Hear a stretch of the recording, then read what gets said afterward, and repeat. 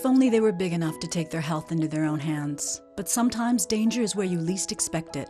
That's why they have you to protect them. Lead poisoning is one of the most serious public health issues for children living in pre-1978 housing, and many are never tested. Exposure to lead can damage a young child's brain. Take their health into your hands. Learn the risks. Get kids tested. Call 216-263-5323 to find out if your child is at risk for lead poisoning.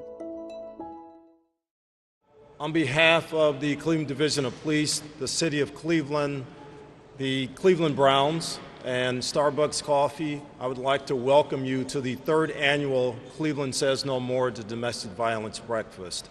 I am Chief Williams, and I will be your MC for today. We're going to start off first of all by having a bit of prayer. Our police chaplain, Chaplain Gloria Cheney, will give the invocation. Thank you, sir. Good morning. Will you join me in prayer?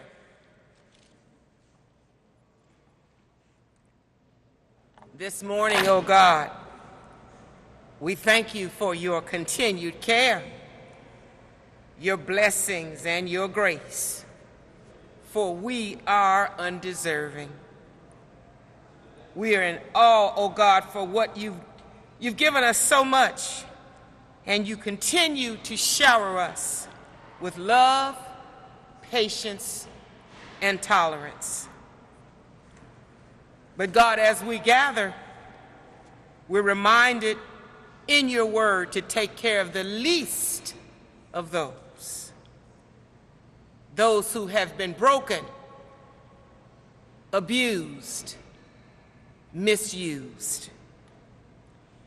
We gather, oh God, with hearts and minds, even in this time of uncertainty and no clarity. We acknowledge, oh God, we need to do better.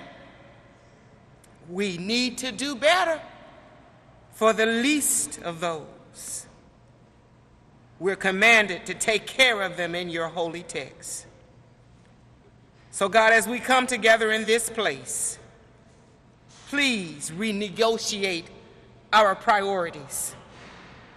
Call us to a place of peace, rational thinking, oh God.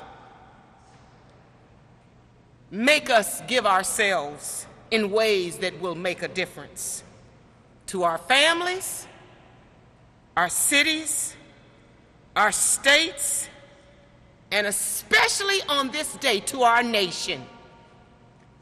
We lift those up in our nation right now, God, who are crying out.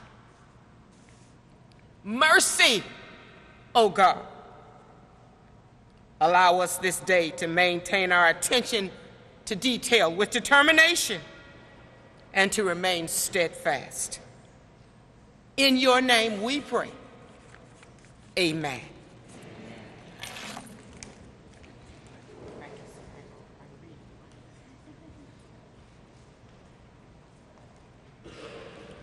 Thank you, Chaplain Cheney. This event was started 3 years ago with a lot of hard work and dedication from our partners, many of whom are with us today.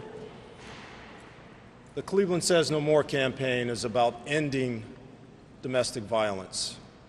Domestic violence affects our communities, both rich and poor, black and white, and it's an issue that can be stopped. And that's what Cleveland Says No More is all about. It's all about stopping domestic violence. It's all about stopping that scar that's placed on our community day in and day out. It's something that we can do something about. And that's why this breakfast kicks off a month-long campaign for Cleveland to say no more. So I join you, I join our partners in saying no more to domestic violence. We want to ask that you look at the people around you at the tables. We want to ask that you go back into your communities and say no more to domestic violence. There are programs that we're going to be putting on all month long, and we're going to ask you to participate in those programs. We're going to ask you to take that information back out into your communities and to say no more to domestic violence. At this time, I would like to bring up Sergeant Roger Stoudemire. Sergeant Stoudemire is not only a member of the Cleveland Division of Police, but he's my cousin. And we've had tragedy in our family also as it relates to domestic violence. So Sergeant Stoudemire is going to come up and give you a few words.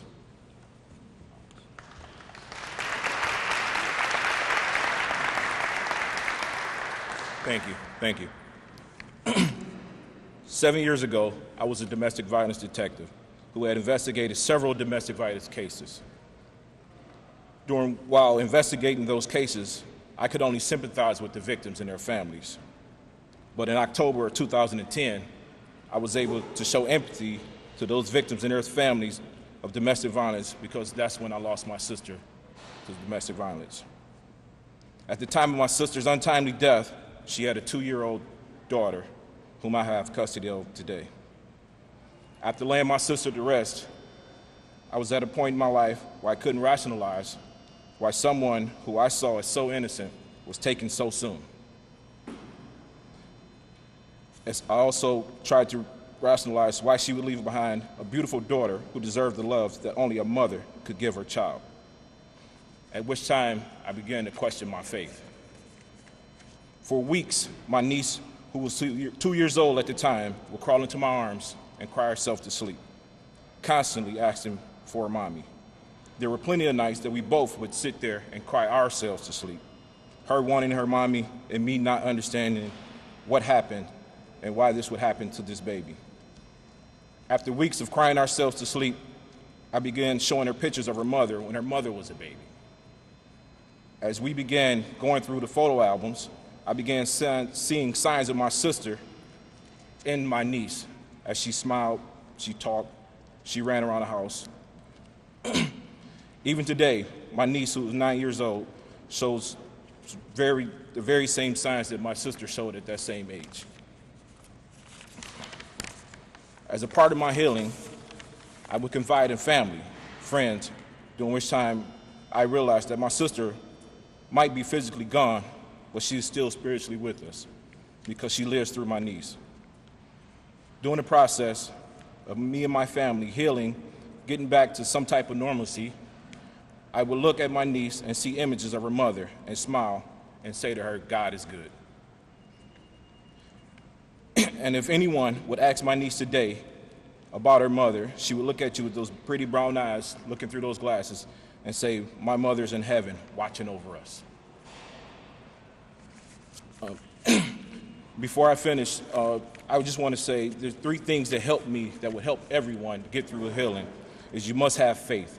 Even though I questioned my faith, I came to a quick realization that faith is what guided me through my tragedy. So if you have a strong faith, because a person's faith should not be of the wisdom in men, but through the power of God. If you have strong faith, it'll help you guide you through your tragedy. You also need a strong family. I was told that family doesn't have to be a blood relative or bloodline. It could be someone who shares the same values, the same morals, and the same foundation in which you look at as family. And also, you must have strong friends. You need the type of friend that you can cry with when you need to cry, the type of friend you can laugh with when you need someone to laugh with. But most importantly, you need the friend that would tell you what you need to hear, not what you want to hear, because that type of friend will be with you through the remainder of your life. Thank you.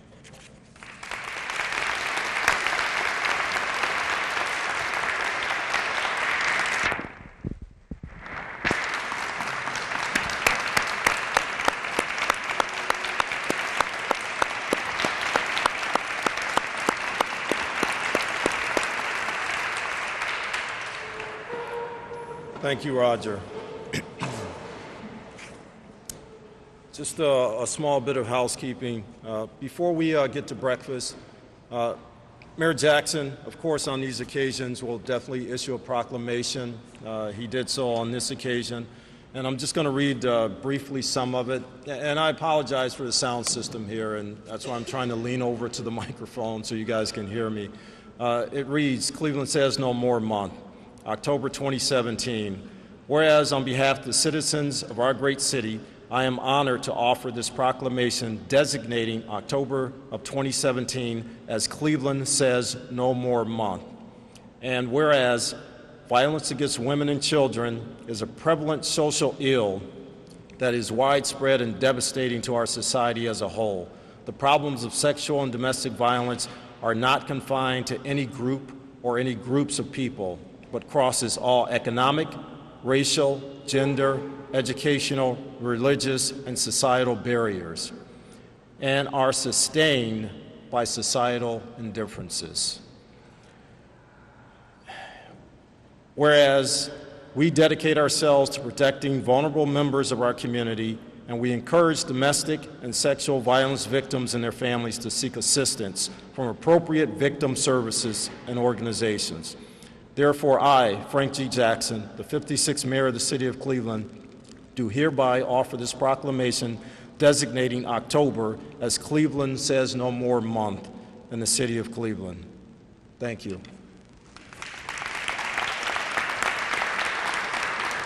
We're going to go a little out of sorts in the program. In your program, you'll see remarks from our Assistant Deputy Chief of Assistant Public Safety Director, Tim Hennessy. He was a Deputy Chief before in his prior life.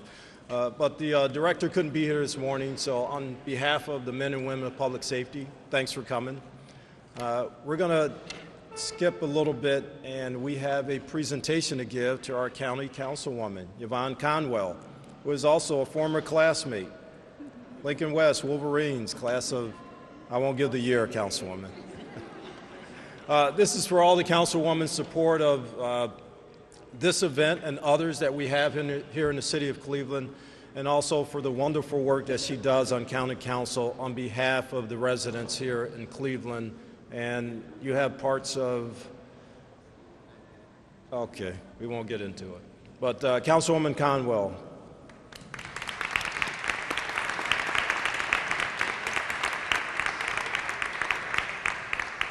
Carl.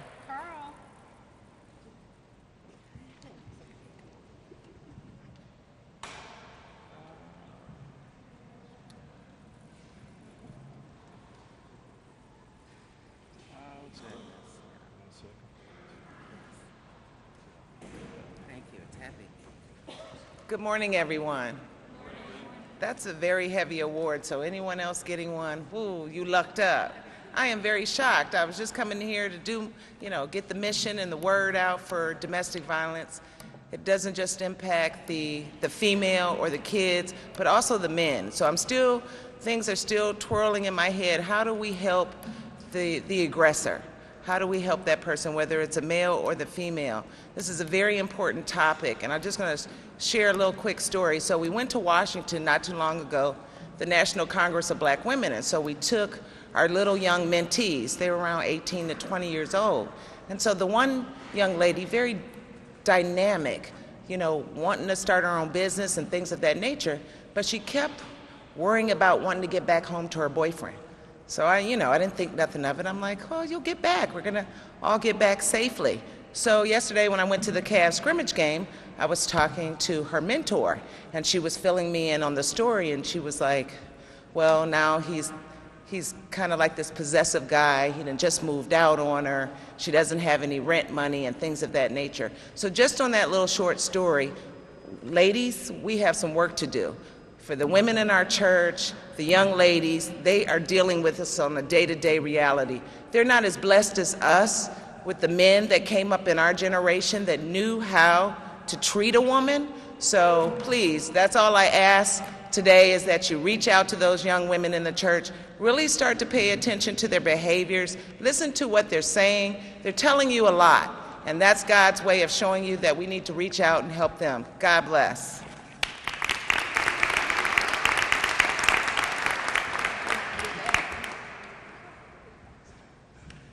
Don't forget your award. Thank you, Councilwoman Conwell. At this time, I'm going to bring up Prosecutor Kimberly Barnett Mills, and she's going to introduce our keynote speaker. Thank you, Chief. Today I have the honor of introducing our keynote speaker. Dr. Tiffany Dent is a licensed psychologist and lectures often at universities, nonprofits, churches, and other community organizations. Dr. Dent has a doctorate in clinical psychology from Wright State University, School of Professional Psychology, and completed her undergraduate degree at Wilberforce University. She is also a vice president on the Ohio chapter of the Association of the Treatment of Sexual Abusers and serves on their National Education Training Committee. It's with the pleasure this morning for me to introduce Dr. Tiffany Dent. Thank you.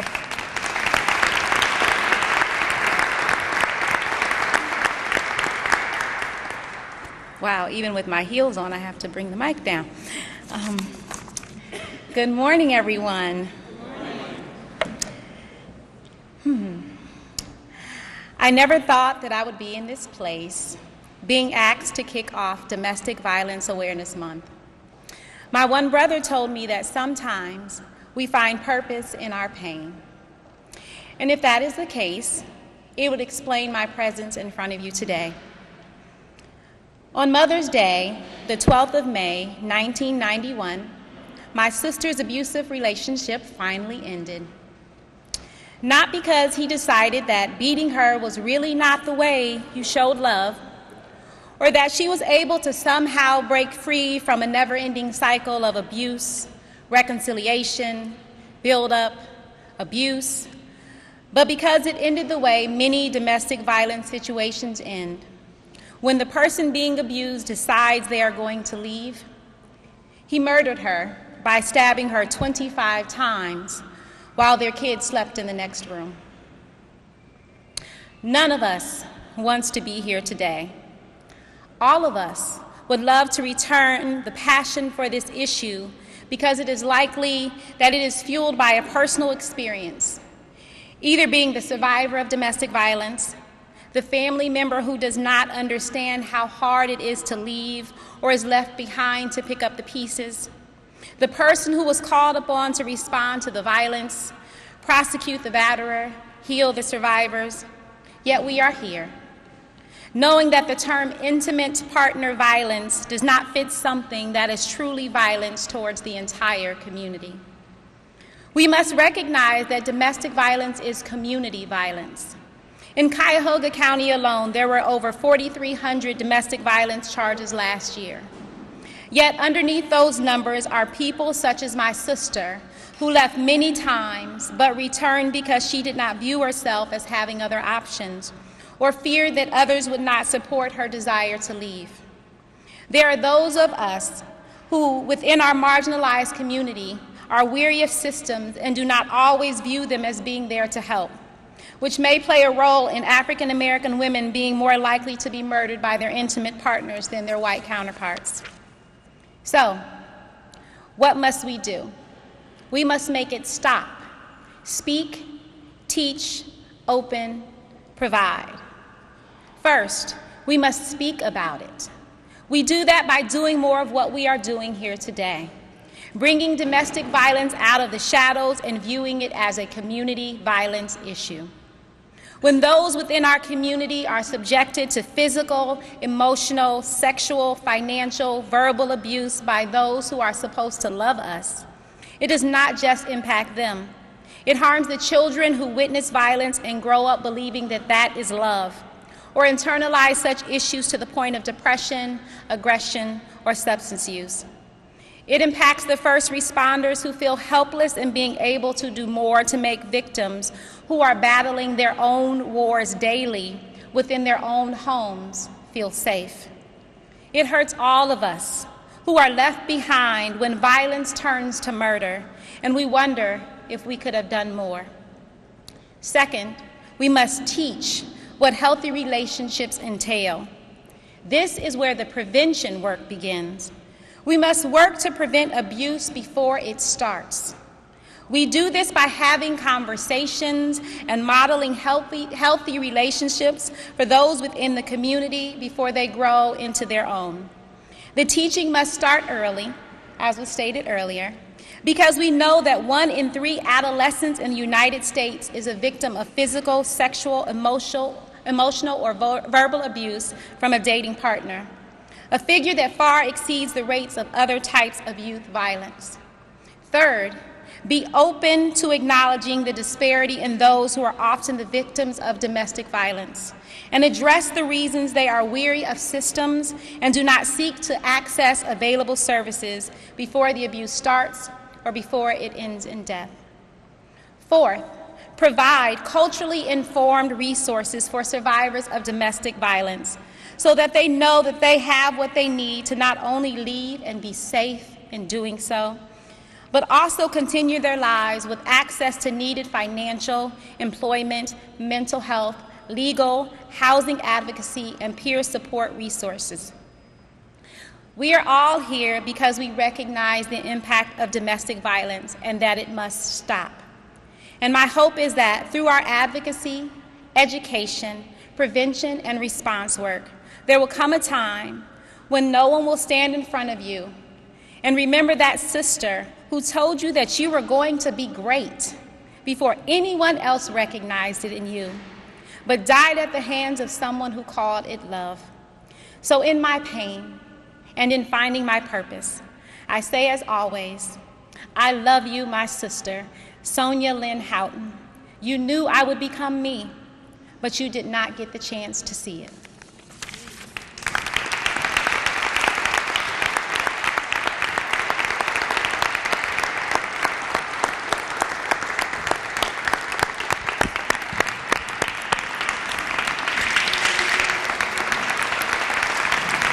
Yes, give her a hand.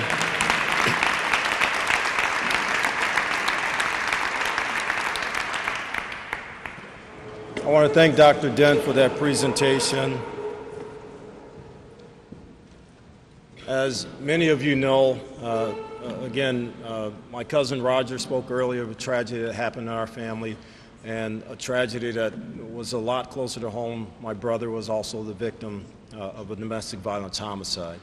So we all feel pain when things like this happen in our community. So I want to thank Dr. Dent and recognize and let her know that we're all with you. Thank you. At this time, we're going to switch the program just a little bit, and we're going to give away some gifts here and some recognition for the folks that support this year in and year out. Are you going to stand? You want to do the table first? Yes. Good morning, good morning, good morning. How are you? How was the food? How's our chief doing? Can we all give him a amen?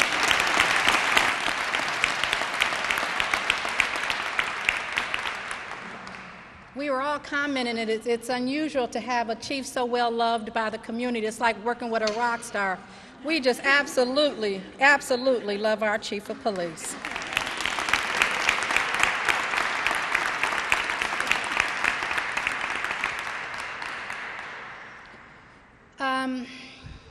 I'm a mom, and my children often tell me, Mom, you're just doing too much. I don't know if you got younger people in the house, but I've got some children that when I'm all out and all these great ideas, they always say, Mom, you're just doing too much. But I am grateful to have a group of men and women that stand with me every month that join me in doing the doing too much. They are my ride or die friends. They are here always, and I am going to acknowledge them, and then we're going to do some giveaways. But before I do that, in the acknowledgement, I do want to give a very special gift to our keynote speaker on behalf of the Cleveland Browns and Starbucks. So Jan and Jen, if you could join me in giving the gifts to our keynote speaker, Dr. Dent.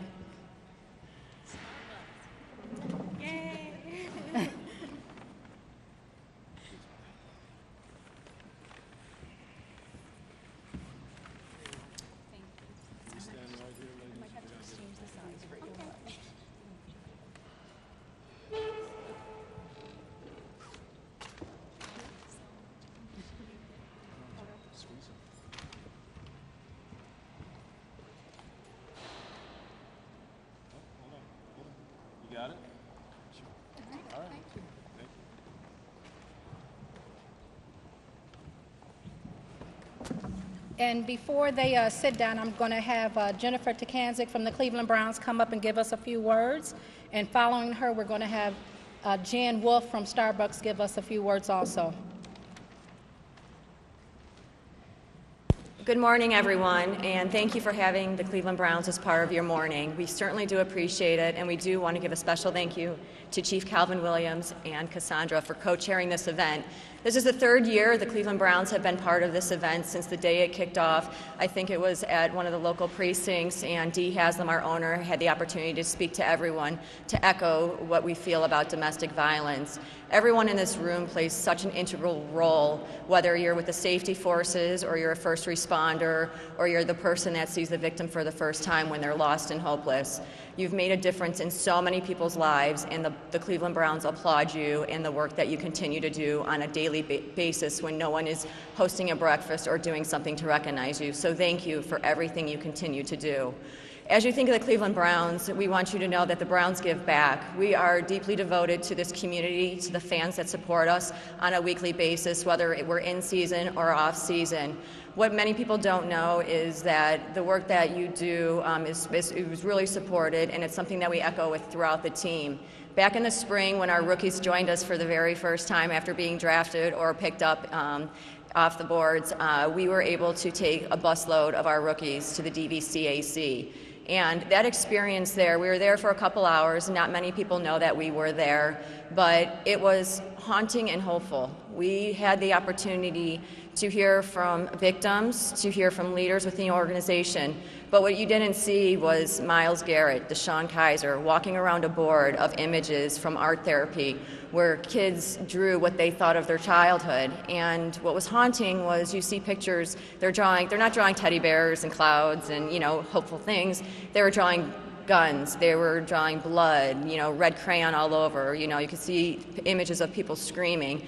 And when you see that, you see the despair that so many lives are impacted by. And it's really sad to think that is happening, but it is a reality. And then as we went to the other side of this board in this display, we saw those images of hope. We saw rainbows, we saw smiles, we saw kids holding hands with parents.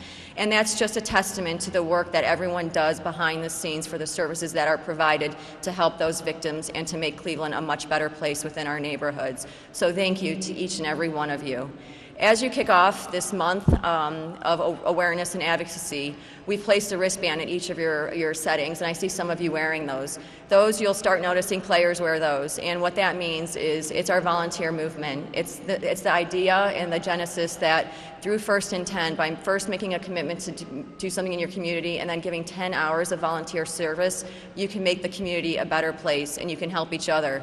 On that wristband, there's also a hashtag. It says #Give10. So as you're out this month and celebrating and talking and having these conversations because it's Domestic Violence Awareness Month, we hope that if you're on social media, you use that #Give10 and continue to help create awareness, not just today, but throughout the month and throughout the year, because that's what the Cleveland Browns believe in. We believe that if we have united voices, we can all make a difference in the community, and we thank you so much for all that you do. And lastly, we do want to thank and recognize Chief Williams. He is amazing. I know many of you probably have met him, and if you haven't, he is just a gem and a beacon of hope for our community, and we really feel blessed to have his leadership and his voice echoing throughout the neighborhoods here in Cleveland. So thank you, Chief Williams, and together we can be united to make change for the positive. Thank you so much.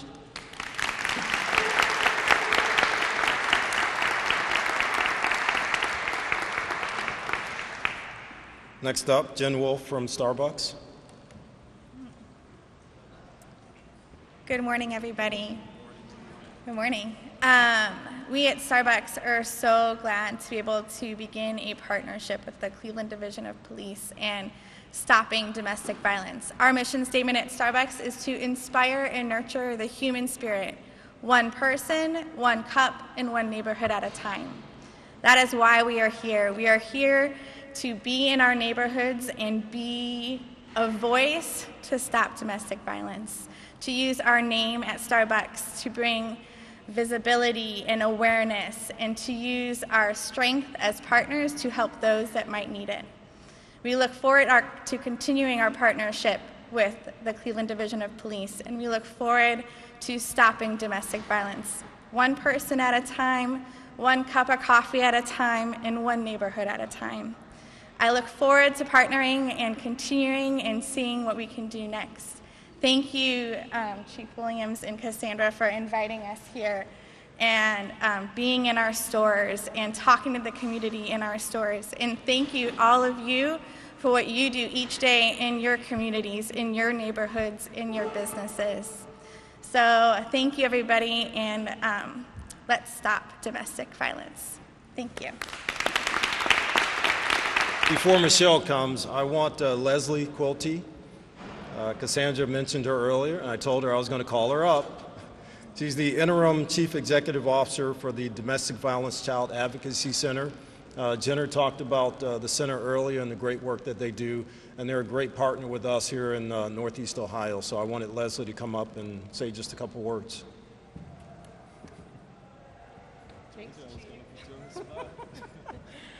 Good morning. How are you all doing today? I just wanted to acknowledge our staff here at the table that work tirelessly 365 days a year to try to prevent and advocate for victims of domestic violence. And this year our luncheon, and thank you Cassandra for mentioning it, is on October 26th at Windows on the River. And our very own Commander McPike will be speaking. Our keynote speaker, Melissa Dome-Hill, is a domestic violence survivor. She's from Tampa, Florida, and she's also a DV advocate now after her incident that happened about 5 years ago. And so we are just so grateful to be in partnership with the City of Cleveland, Cleveland Division of Police, and Cleveland Rape Crisis Center on our initiatives throughout this No More campaign. So thank you so much, and thanks for having us today.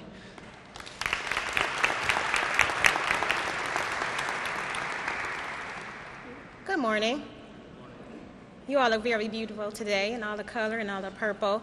I am here to recognize those who helped out and partnered with the Cleveland Police Department. I am Michelle Kinney, and I've been working with this program since the inception of this program every single year.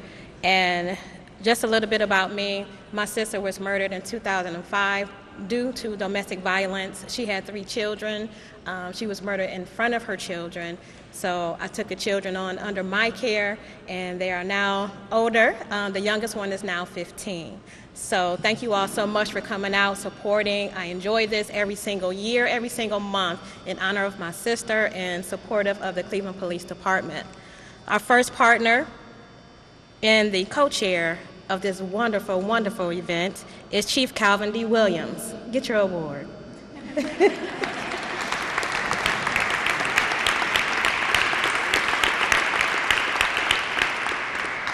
Our second hard worker who puts this together along with the chief, our co-chair, Cassandra Bledsoe.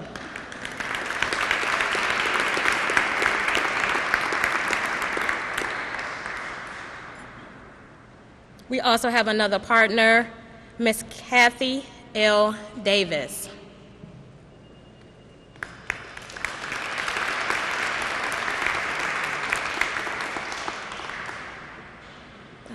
When I call your name, come forward.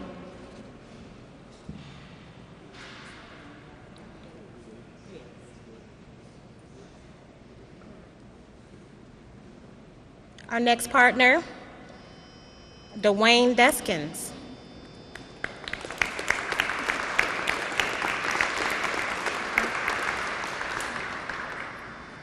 Our next partner, Julia Ellifrit.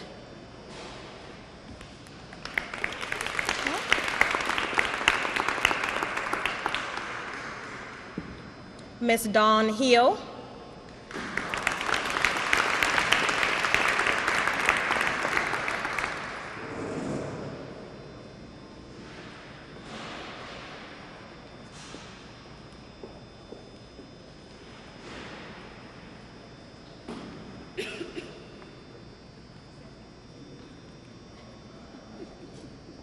Sine Julian.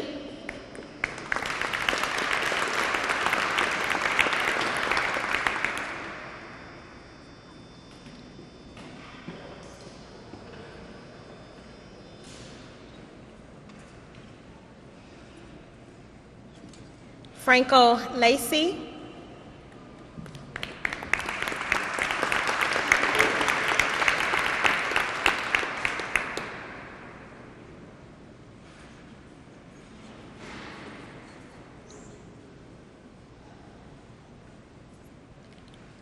Peaches Ledwidge,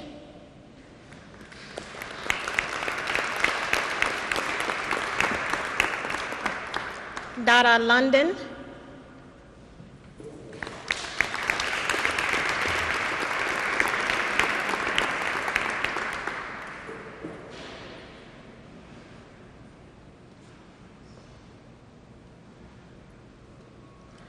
Commander James McPike,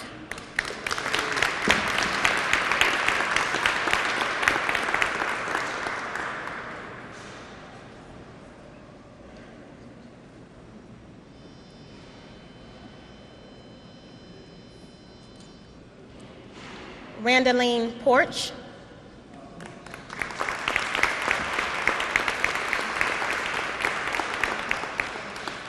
Reverend Aaron Phillips,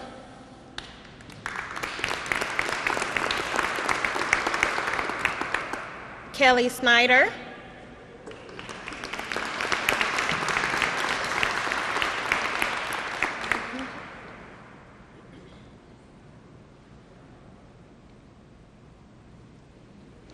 Jill Smilek,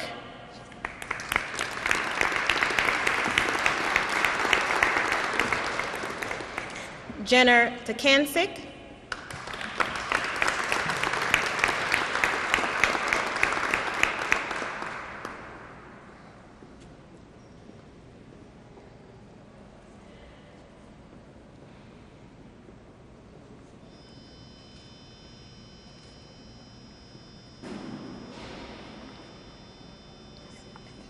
thank you.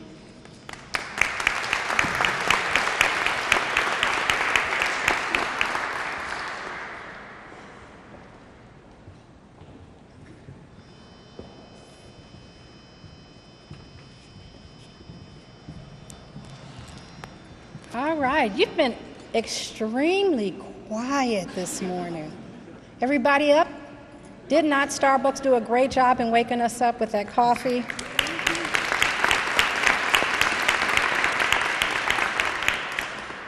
Going to meet you at the game on Sunday. All of those people aged between the ages of 18 and 21. Thank you so much for your gifts, and we're not done yet. In your folders, there is a sign that says, "I say no more because."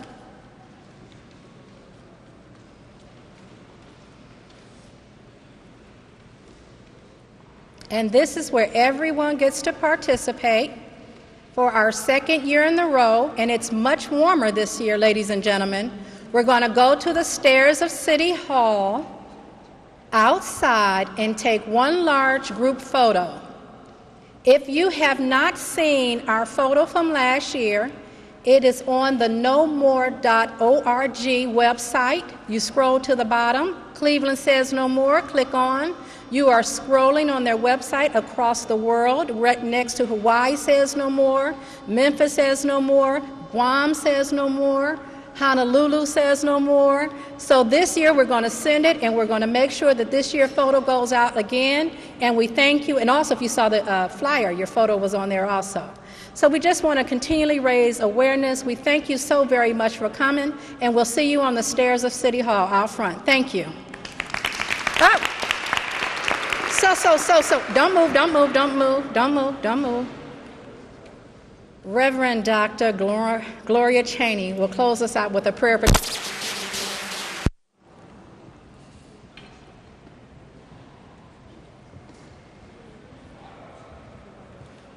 Oh, thank you. Okay.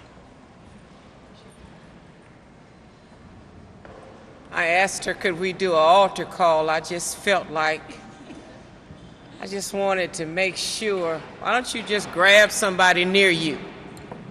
Grab somebody near you. This may be the very best touch they get all day.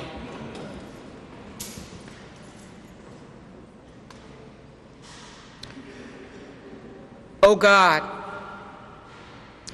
we have started a month which should never have this title, Domestic Violence Month. We desire your healing, O God, right now for those who are affected in one way or another. God, we need your intervention right now.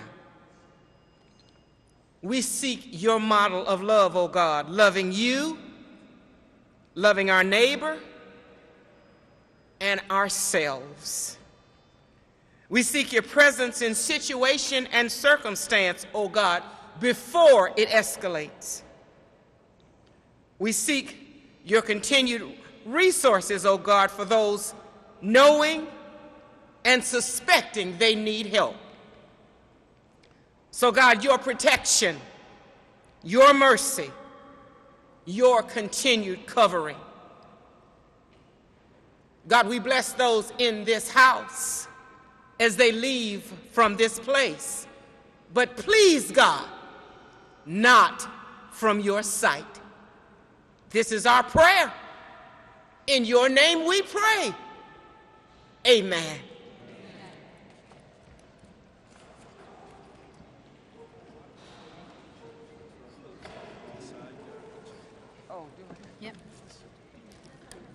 And I know they say don't ever talk over the preacher, but I forgot one acknowledgement. Michelle Kenny, it was still up in here. Where's Carl? One more. Michelle is the creator of the section in our program In Loving Memory. 3 years ago, she stood up and talked about her sister, so she definitely is the creator of that. Thank you so very much.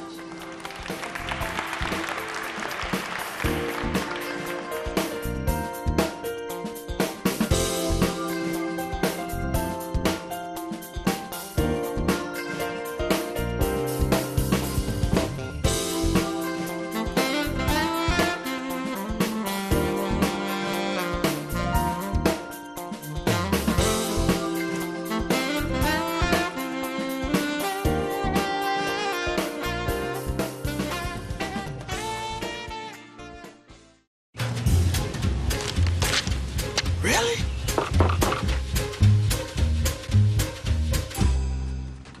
Buzz, what's up, man? You left some leaves burning out here. Yeah, I just came in just for a second. Come on, man. If it's too hot to touch, it's too hot to leave. You could torch the whole neighborhood. It's a good point there, Smokey. 9 out of 10 wildfires are caused by humans. Only you can prevent wildfires.